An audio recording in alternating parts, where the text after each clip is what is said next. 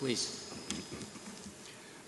Distinguished Chair, Mr. Jeenbek Kolubayev, the Honorable Minister of Foreign Affairs for the Kyrgyz Republic, esteemed ministers from the SCO member states, Secretary General of the SCO, Excellencies, distinguished delegates.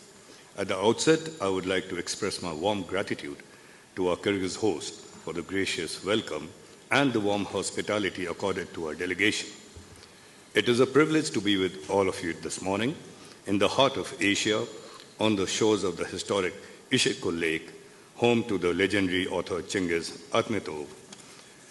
The world-renowned epic Manas was crafted and enacted by the Kyrgyz genius on these very shores, and I'm happy to share that India's own Ramcharit Manas is redolent with the imageries of the Kyrgyz Manas.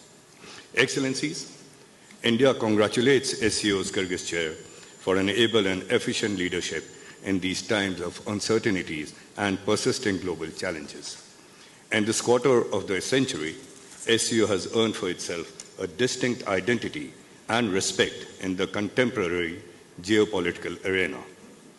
Our approach to SCO continues to be determined by the Honorable Prime Minister Shri Narendra Modi's vision of security, connectivity, and opportunity that is aimed at fostering stability, growth, regional cooperation, and friendship amongst our people.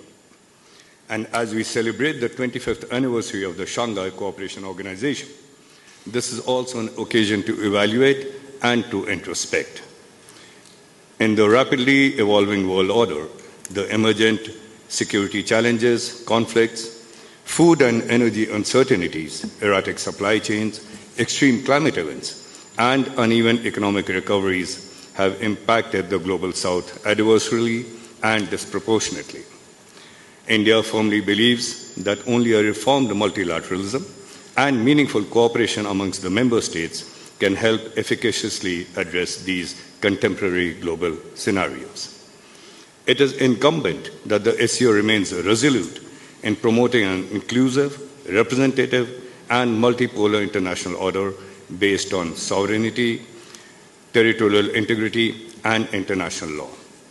Mr. Chair, in this context, SCO's core principles of countering terrorism, extremism, and transnational crime gain further salience in guaranteeing regional peace, stability, and mutual trust. I am confident that an affirmative action by SCO in dismantling terror networks, safe harbors, radicalization, and the web of terror finance and drug trafficking will result in a qualitative enhancements to regional interdependence, cohesion, and gainful exchanges. The condemnation of terrorism in all its forms and manifestations, including cross-border terrorism, must be unequivocal. It has been imperative that the SCO continues to adopt a principled and consistent approach in combating terrorism and violent extremism for the collective prosperity and the well-being of our people.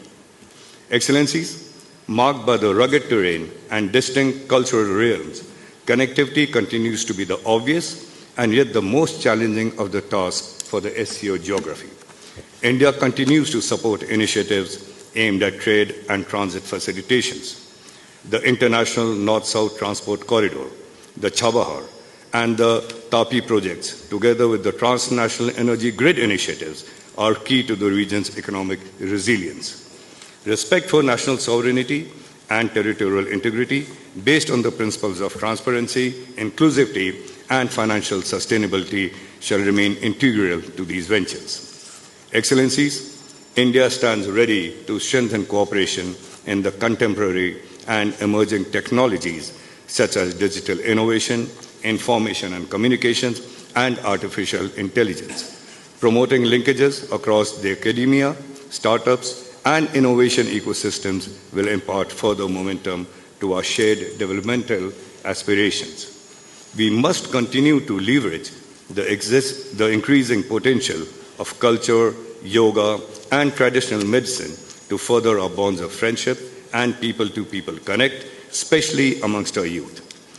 Given the deep civilizational heritage of the SCO geography, I am pleased to share that the first SCO Civilizational Dialogue Forum will be organized in India later this year. This has been envisioned to utilize the wisdom accumulated over a millennia for the collective good of our and the future generations. Our Honorable Prime Minister Shri Narendra Modi ji has graciously consented to deliver the keynote address at its inaugural, and India looks forward to robust participation from all SCO member states at this forum. Mr. Chair, India remains committed to working constructively with all member states for an SCO that is secure, stable, inclusive, and responsive to the aspirations of our people. In conclusion, Mr. Chair, I once again express my deep appreciation to the Kyrgyz Chair for hosting today's meeting. I assure you of India's full support for the successful conduct of the forthcoming SCO Leadership Summit in Bishkek. I thank you. Спасибо, уважаемый господин Сингх.